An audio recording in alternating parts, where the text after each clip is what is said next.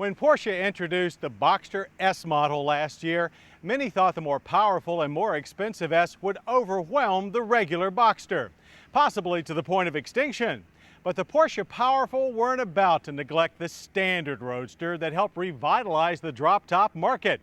And for the year 2000, the Boxster has received some pretty significant upgrades. So let's check it out. When we first tested the Porsche Boxster back in 1997, we praised it as a car that reflected both Porsche's traditional sports car roots and the company's progressive approach to engineering and design. Now, 3 years later, the 2000 Boxster takes that approach another step forward. But on the outside, things appear to be little changed.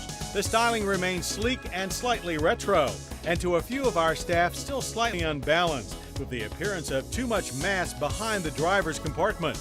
Though the reality is an excellent weight distribution for a mid-engine car, 46% front, 54% rear. The real changes are under the skin, where last year's 2.5-liter flat-six engine is supplanted by a larger 2.7-liter unit. The new 6 makes 16 more horsepower for a total of 217 and 192 pound-feet of torque, 11 more than before. That extra power comes not just from more displacement, but from a new 2-stage resonance intake system and Porsche's VarioCam valve timing system. Power flows to the rear wheels through either a slick 5-speed manual gearbox or Porsche's optional Tiptronic automatic, and is now controlled by the new e-gas electronic drive-by-wire throttle that eliminates all mechanical linkage to the engine. All this together drives a noticeably quicker 0 to 60 time of 6.3 seconds, 4/10 quicker than the original Boxster. The quarter-mile sprints by in 14.7 seconds at 98 miles per hour. The new engine is smoother and stronger, especially up top in the 5,000 to 7,000 RPM range. The shifter is also more refined, losing the notchy feel that we complained about back in '97. Handling hardware receives no upgrades for 2000 and doesn't need it. Turn-in is lightning quick with plenty of feedback from the power rack and pinion steering.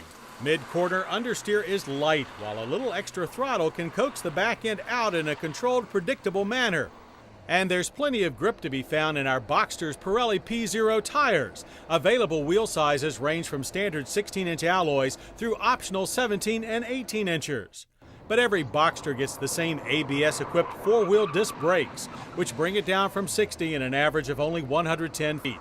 They're strong with good feedback, and as expected, chassis stability is first-rate. In order to give the Boxster a first-rate cockpit as well, dashboard and interior trim have been upgraded for 2000. But once again, little improvement was needed. The dash is straightforward and ergonomically correct, but material quality seems much better. The partial leather-covered seats with height adjustment and power recliners are quite supportive, which is good since the Boxster's ride can be a little on the firm side.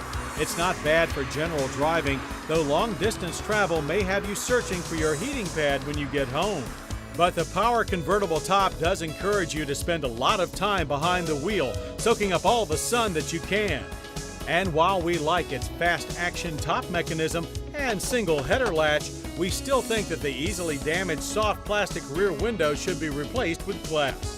Because while the Boxster is a bargain compared to a 911 or even the Boxster S, with a base price of $42,195, it's hardly a bargain basement sports car.